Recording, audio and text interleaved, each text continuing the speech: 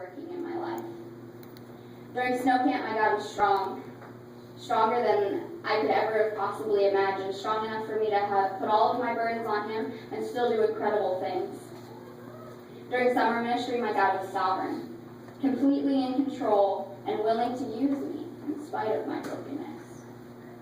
In Guatemala, my God was my provider. He provided us with everything that we had needed and given us such a faith to do it. So I can tell you with absolute certainty that my God is magnificent. My time at BBC, God was greater than any glory that I had had, and truly all of the glory that I had had in my life was because of him. It was not because of me.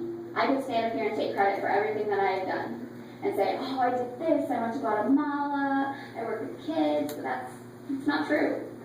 Because I can't do any of that. Your beautiful voices, your amazing brains, some part of that is you, but that is all God. And that is the gifts that God has given you to bless the world with.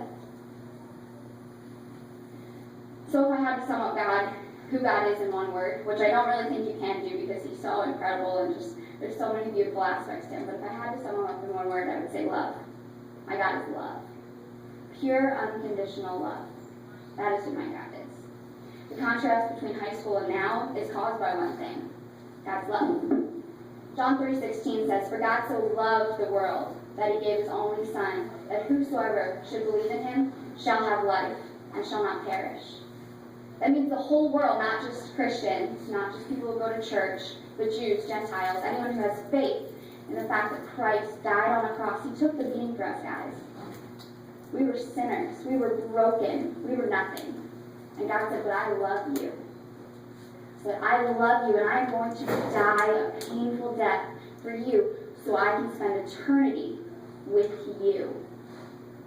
Not just like a whole general population, but you and you. Individually, he knows your name. He knows the number of hairs on your head. How incredible is that? He knows the number of hairs on your head. Like, you don't even know that about yourself. Like, that blows my mind. So really what I want to end with you today is just this quote that kind of sums up everything that I love about the cross. So at the cross of Christ I know that the bonds of sin are broken, that they bar the gates of hell for me, and heaven's doors are open. As wide as my sweet Savior's arms were stretched out when he died, and that love has defeated death with a life for me to hope in. At the cross of Christ I know that despair has been removed, that it drowns beneath the crushing weight of hope is found in you. As blood flows in puddles to cover every self-inflicted bruise, murder became salvation, the resurrected truth.